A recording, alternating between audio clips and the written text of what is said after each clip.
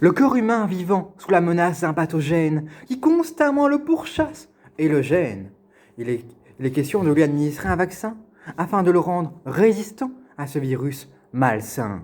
Toutefois, cette décision fait chez les cellules polémique, car le traitement repose sur une nouveauté technologique. C'est donc une rude bataille au Parlement des globules, et durant la délibération, les théories du complot pullulent. Les cellules du tympan prirent en premier la parole. Vous allez peut-être nous prendre pour des folles. Nous avons entendu quelque part que ce vaccin modifierait notre propre ADN. Or, nous aurions vraiment la haine si on nous transformait en cellules de cafard. Vous faites erreur, les rassura un neurone qui avait quitté pour l'occasion le cerveau, son trône. Le sérum en question ne contient que de l'ARN messager, une molécule qui n'aurait pas vous effrayer, car vous la produisez naturellement tous les jours. L'information nécessaire pour créer vos protéines se trouve dans votre ADN qui reste dans votre noyau toujours. Il va donc concevoir une molécule d'ARN bien plus fine qui sera lue par une petite structure de la cellule, le ribosome. Et ce dernier synthétisera la protéine en question. Or, le vaccin ne contient que de l'ARN enfermé dans un liposome, une enveloppe de lipides qui lui sert de protection.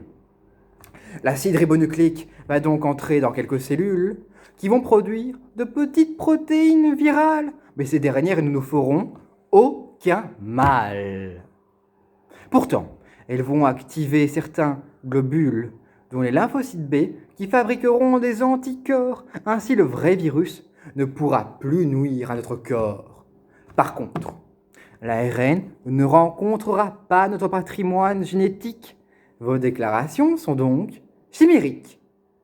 Peut-être, ajoutèrent les bâtonnets photorécepteurs des yeux, nous avons vu un tweet absolument odieux qui disait que ce vaccin contenait des atomes nocifs, comme l'aluminium et d'autres éléments agressifs.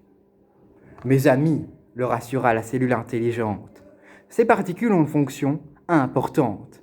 Elles augmentent l'efficacité de l'inoculation et nous assurent une meilleure immunisation.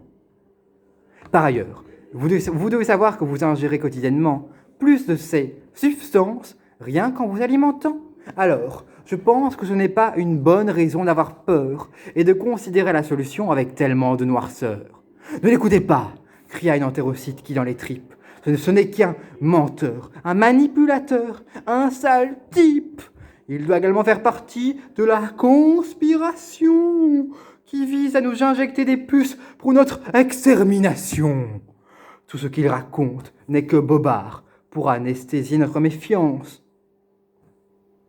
Écoute, répliqua le neurone, tu peux ne pas croire en la science, mais après, tu ne devras pas te plaindre des conséquences que provoquera ton absurdité, car tu refuses peut-être la seule chose qui pourra nous sauver.